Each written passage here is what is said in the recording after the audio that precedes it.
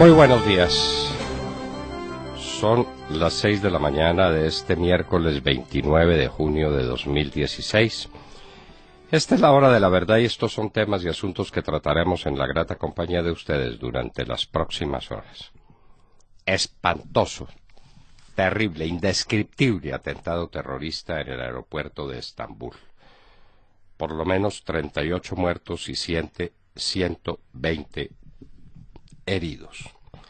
3 agresores, 3 fanáticos, que no pueden ser fanáticos de una religión. Esto es un fanatismo indescriptible. No puede haber una religión que alimente una barbaridad de estas. Me parece que el Islam está en mora de decirle a la humanidad que eso no puede correr por cuenta de ellos. No como manifestaciones aisladas de algunos islamistas que dicen, no, es que eso no es lo que dice el Corán. No, se tiene que reunir toda la cúpula del Islam, en todas partes, para condenar estas brutalidades. Esto no puede ser. Las FARC aceptarán el no en las urnas, dice el bandido Lozada. Teníamos un viejo dicho que era es la hora de llevar la familia a toros. Si lo aceptan, les vamos a ganar, los vamos a derrotar en las urnas. Saquen ese plebiscito que el pueblo colombiano sabe entonces que puede votar contra las FARC, y va a votar contra las FARC en proporción de 10-1, por propaganda que haga Juanpa, por conciencias que trate de cumplir, por enmermelado que quiera tener el sistema publicitario del país. Vamos a ganar, los colombianos nos vamos a imponer, no más FARC. ¿Aceptan el veredicto de las urnas? Los vamos a triturar en las urnas. El retiro de Messi conmociona a la Argentina y al mundo. El retiro de este muchacho, el mejor jugador de fútbol del mundo, un genio del fútbol, ha causado una conmoción mundial, porque realmente uno se pregunta qué es el fútbol del mundo sin Messi, sin los grandes genios del fútbol. 11 jugadores, sí, 11 jugadores, es un juego bonito. El mundo sigue a los artistas, el mundo sigue a los genios, y Messi es eso, el gran genio del fútbol.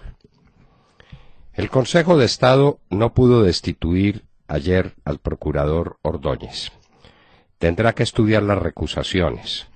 Y apareció un hecho sorprendente y extraordinario. Una denuncia en la Comisión de Acusaciones de la Cámara de Representantes contra varios magistrados del Consejo de Estado por la comisión de delitos de conductas absolutamente inapropiadas en consejeros de Estado en el trámite de este asunto del procurador. Vamos a ver cómo responden los magistrados, la magistrada Conto y el magistrado Yepes y el otro magistrado, el que venía de Justicia para ponerse al mando en el Consejo de Estado de una demanda propuesta por ellos mismos, lo más inmoral e indecente que ha habido en la historia judicial del país. La señora Piedad Córdoba lista para ser absuelta.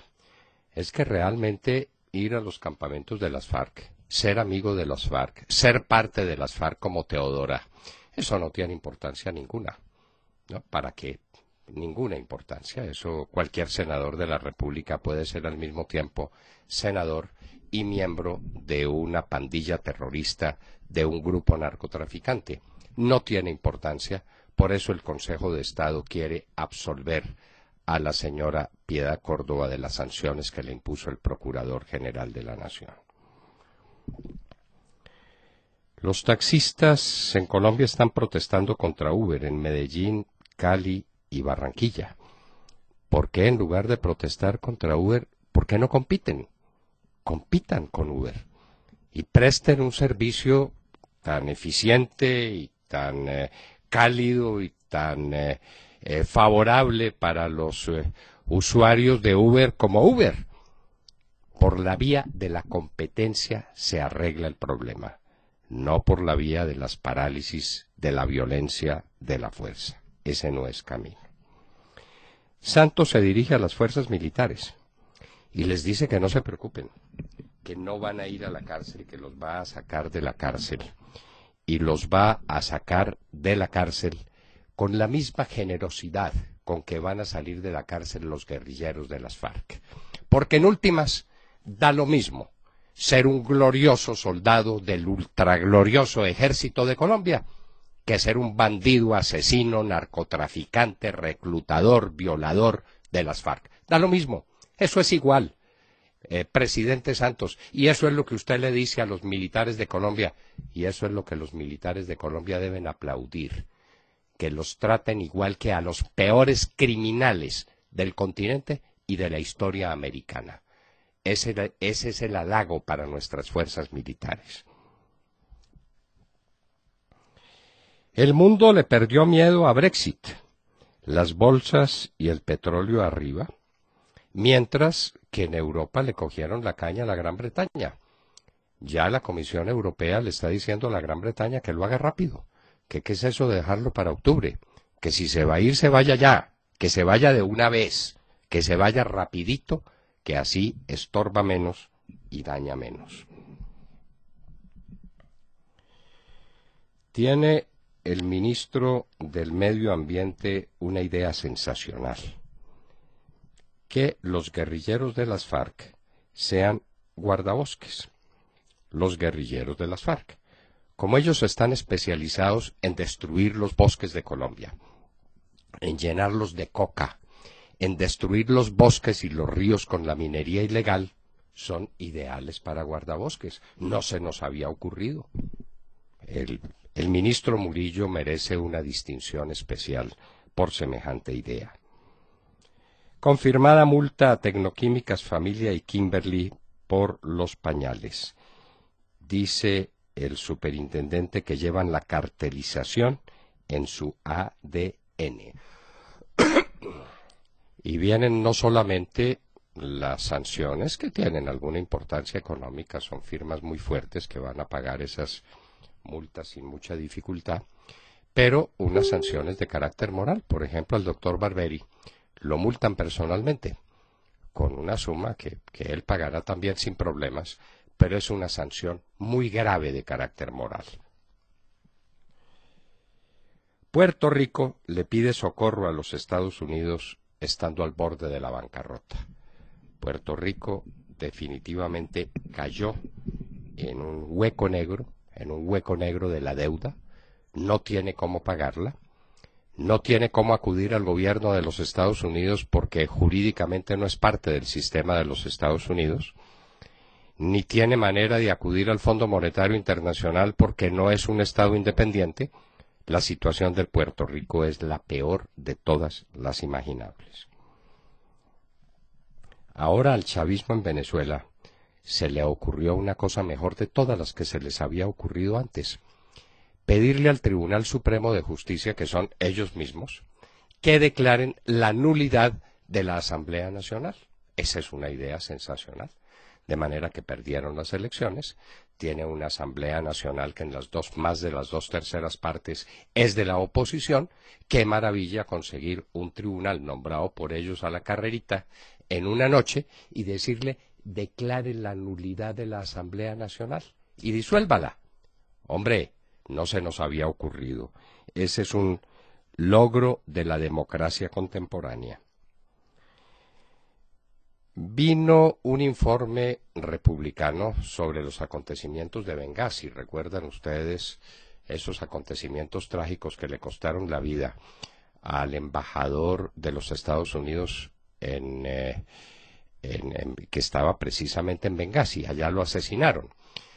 Pues Hillary Clinton era la secretaria de Estado, y entonces en el informe no hay referencias muy graves contra Hillary Clinton. Ella dice que eso es una absolución y que entonces el señor Trump le debe disculpas. La minería ilegal de las FARC es peor que la coca para destruir el medio ambiente. Eso lo dice hoy el diario El Tiempo, el diario oficial. Esos son los señores a los que estamos trayendo al Parlamento. Los estamos trayendo al Parlamento para premiarlos por todas estas maravillas que han hecho. Entre otras, destruir los ríos de Colombia, destruir los bosques, destruir el patrimonio común. Las FARC y el ELN son los grandes perpetradores del mayor daño ecológico que la humanidad ha padecido en muchísimo tiempo. Esto es peor que cualquier cosa. Y esos son los premiados. Por eso vienen los mamertos de Noruega y por eso vienen los majaderos de los Estados Unidos, el señor Aronson. Bueno, él viene a hacer negocios, realmente.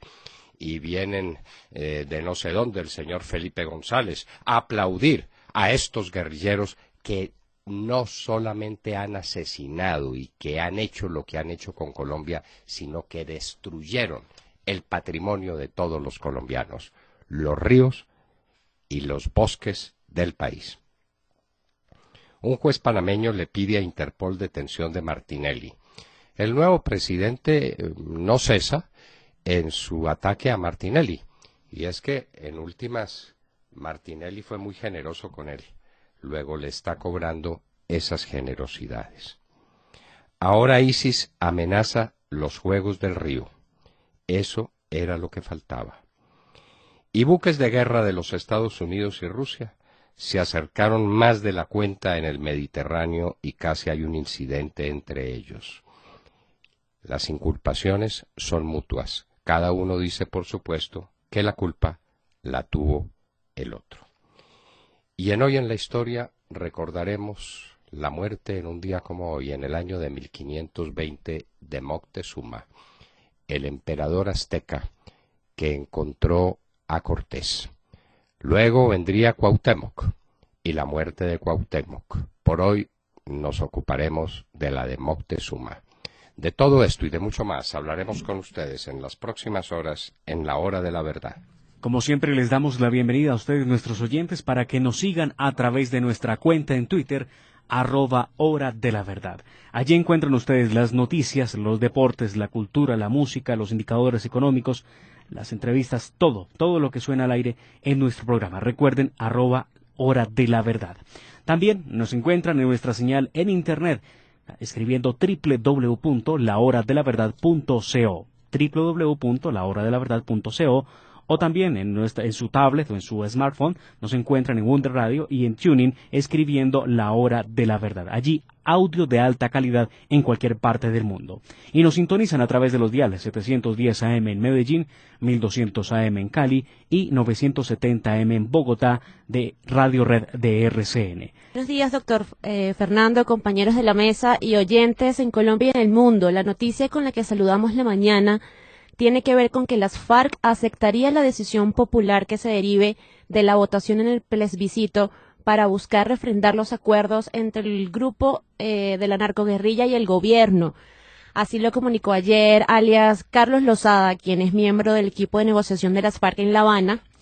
Lozada está muy seguro de que los colombianos van a votar sí a la paz, pero aseguró que de ganar el no, esta guerrilla no volverá a las armas.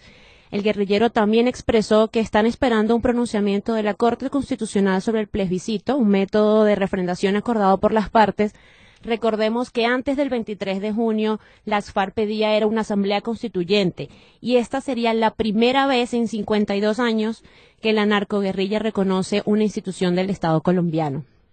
Y aunque suene muy bonito este discurso, pues Carlos Lozada finalizó insistiendo en la presencia de Simón Trinidad, un delincuente que está preso en una cárcel de Estados Unidos, el día de la firma del acuerdo final y que esperan que sea en La Habana. Pues en estos 50 años la FARC nunca ha cumplido ninguna promesa de lo que ha dicho y de lo que lo ha prometido. ¿Será que esta vez los colombianos sí le van a creer, doctor Fernando? Bueno, hay que creerle y hay que llevar la familia a toros. A la gente hay que creerle, decía Laureano Gómez, sobre todo porque ese es un compromiso hecho ante el país entero. De manera que las FARC se someten al veredicto de las urnas. Es un desafío que nos lanzan. Nosotros vamos a ganar con una paz llena de mentiras, con una paz diseñada para una guerra que le han declarado a los que no son ellos. Hoy en nuestra nota editorial seguiremos hablando del documento de guerra que firmaron allá en La Habana entre Santos y Timochenko. Es la guerra a todos los que no son las FARC. Es la guerra a los colombianos. ¿Qué van a hacer los colombianos? ¿Se van a someter como unos borregos? ¿Se van a entregar? ¿O van a salir a la calle a votar contra las FARC? Esa es la gran pregunta, esa es la cuestión. Ahí está la cuestión. William Calderón. Doctor Londoño, buenos días Colombia, gracias por invitarnos a sus hogares y a sus vehículos. Hoy es miércoles 29 de junio del año 16, son las 6:22 de la mañana. Mientras Piedad Córdoba se alista para ser absuelta y el exalcalde Petro, el restituido alcalde por el mismo Consejo de Estado, por faltas gravísimas, está en la lista de los favorecidos por el Consejo de Estado en sus próximas deliberaciones. Mientras el presidente de las FARC espera ansioso la cabeza del valiente jefe del Ministerio Público, Alejandro Ordóñez, a quien considera su piedra en el zapato, el contentoso administrativo tendrá que estudiar recusaciones hechas contra los magistrados Conto, Yepes y Rojas, acusados por la comisión de delitos que comprometen su conducta. Al menos 30 días más se demoraría el contentoso en definir la continuidad del Procurador General de la Nación por los efectos colaterales que ha generado la decisión de la Comisión de Absoluciones de la Cámara. Este nuevo periodo de reposo, en estudio de fondo del caso, se debe a que la Sala Plena deberá estudiar un recurso que interpuso ayer, martes 28 de junio, el jefe del Ministerio Público en contra de los magistrados de Marras, caso que viene siendo estudiado desde el pasado 21 de junio por la filtración indebida por queja interpuesta por el pantalonudo exconsejero Marco Antonio Velilla. Doctor Londoño, que espere Juanpa, Timo y sus muchachos. Bueno, vamos a ver qué se les ocurre ahora si fueron capaces de filtrar providencias. Como todo parece indicar que las filtraron. Son capaces de cualquier cosa, con tal de cumplirle a las FARC, porque ellos le tienen que cumplir a Juanpa para que Juanpa le cumpla a las FARC, porque son las FARC las que dan la orden de destituir a Ordóñez. Ordóñez es una víctima de las FARC, sí. No es otra cosa. Las FARC o ponen bombas y matan a la gente, u ordenan que la destituyan. Ese es su estilo. Sí, señor. Eso es estilo, ese es el señor Lozada, que ahora sale de demócrata y el... ¿Cómo le parece? Por eso, y el señor Alape y el señor Márquez, esos bandidos trabajan así. De manera que es la orden de las FARC destituir a Alejandro Ordóñez. Se la dan a Juanpa, Juanpa se la transmite al Consejo de Estado, a los que llena de mermeladas, obvio, para que cumplan su tarea, y en eso están, pero van a tener que manejar estas recusaciones y van a tener que manejar la denuncia interpuesta por el magistrado Velilla en la Comisión de Acusaciones de la Cámara de Representantes. Sí, vamos a ver si esta vez la Cámara funciona. Esperemos que sí. Ahora como se va a acabar la comisión de aforados, pues queda vigente la comisión de acusaciones. Sí. Ojalá. Se va a salvar la patria. Ojalá funcione, así sea por una vez. Santiago Castro. Doctor Londoño, muy buenos días para todos los oyentes. El ministro de Hacienda hace todo lo posible por no dejar hundir el barco. Busca nuevas fuentes de financiación y se ve a gatas para explicar de dónde van a salir los recursos para el posacuerdo con la guerrilla de las FARC y sus 23 zonas veredales transitorias de normalización y 8 campamentos. Mientras tanto, doctor Londoño, la inversión en el sector minero cae en un 42%, la Financiera de Desarrollo Nacional hace un esfuerzo por lograr cerca de 9.000 millones de dólares para la tercera hora de vías 4G, las empresas generadoras de energía térmica le piden al gobierno una reforma para el sector, pues las pérdidas son insostenibles. Si bien JP Morgan se muestra optimista y recomienda los bonos colombianos, la llegada del fenómeno de la Niña no deja tranquilos a varios sectores de la economía. Recientes fallos de la Corte Constitucional, doctor Londoño, han afectado de manera grave el desarrollo del sector minero en Colombia y el gobierno no parece estar listo para formular una nueva política para la promoción y regulación del sector. Sin embargo, como usted lo recordaba ahora, leemos titulares que indican que la minería ilegal arrasa con más bosques que la coca.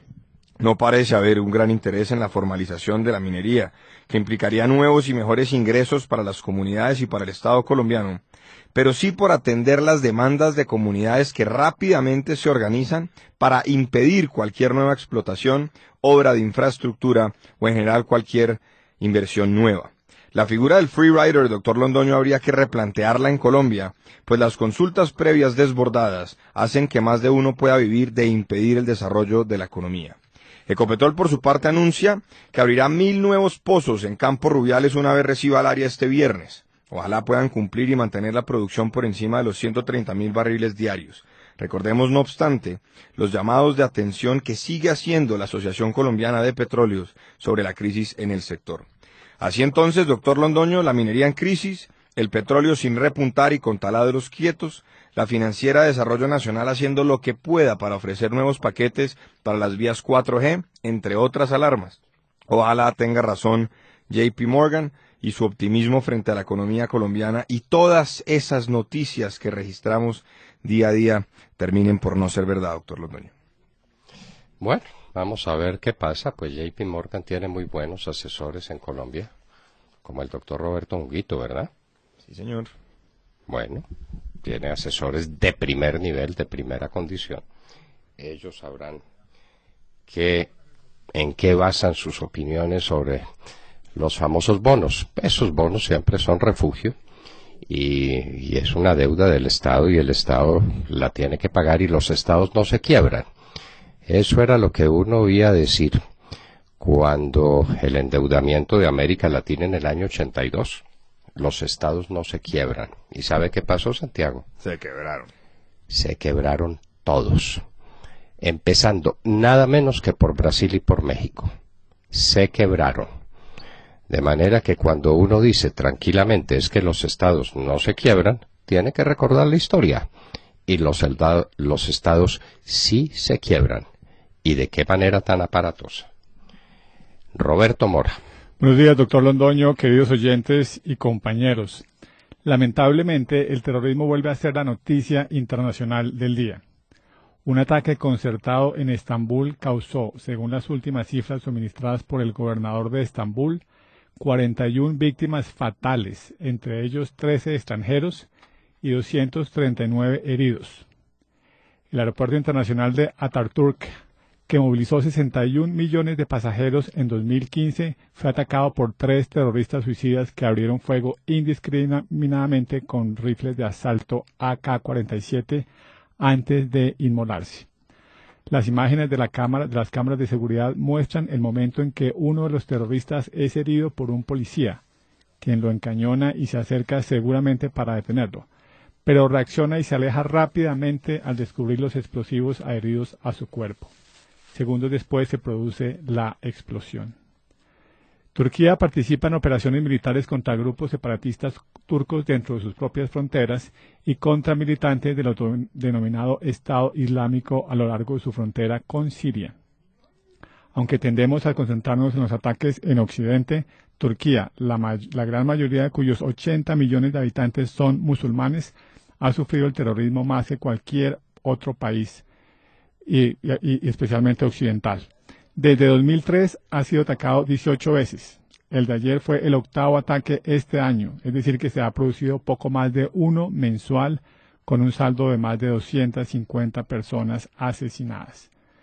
Aunque tanto los separatistas kurdos como el Estado Islámico podrían ser los autores de este atroz atentado, y ningún grupo se ha adjudicado aún el horrendo hecho, la modalidad apunta a este último. De hecho, los turcos son aliados de Occidente en Irak y Siria, por lo que un ataque suyo en un aeropuerto con alta probabilidad de afectar a extranjeros no parece razonable. Y doctor Londoño, siguiendo con nuestra cobertura del Brexit, la discusión se centra ahora en los términos de la negociación con la Unión Europea. El eurodiputado Nigel Farage, líder del Movimiento por la Salida, abogó ayer en Bruselas por una salida razonable y, comillas, madura, que permita el libre tránsito de bienes entre el Reino Unido y la Unión sin aranceles. Pero la canciller alemana Angela Merkel advirtió que, comillas, quien quiera salir de esta familia no puede escoger librarse de todos los compromisos y al mismo tiempo mantener todos los privilegios, cierro comillas. En el mismo sentido se han pronunciado otros líderes europeos y la Unión Europea ha declarado que no habrá negociaciones hasta que se invoque formalmente el artículo 50 del Tratado de Lisboa. Mientras tanto, siguiendo con el Regrexit, es decir, el arrepentimiento de los británicos, las firmas para un segundo referendo alcanzaron los 4 millones y unas 2.000 personas se congregaron ayer frente al Parlamento en Londres para pedir que se vote el asunto allí, argumentando que el referendo no es vinculante. Pero por otra parte, Angela Merkel se refirió a su discusión con David Cameron, a la que tildó de seria y amistosa, pero advirtió que es necesario aceptar la realidad y el hecho de que no hay vuelta atrás en la decisión británica. Y la Comisión Europea le pide a los británicos que se vayan, pero rápido. Sí, de acuerdo. Dicen que la incertidumbre es lo peor en este momento Por para eso, ambas partes. que Sí. se quieren ir, pues se vayan, pero se vayan rapidito. Sí, Porque por cierto que hay otra noticia sobre el particular, era que Cameron había dicho que hasta octubre pensaba salirse, digamos, de su magistratura, pero ahora se dice que el 2 de septiembre ya habría un primer ministro. 2 de septiembre, lo fían a muy largo plazo. Sí, Eso es se ha debido producir inmediatamente, y si la Gran Bretaña se quiere salir, pues que se salga, pero que se salga rápido, haciendo el menor daño posible.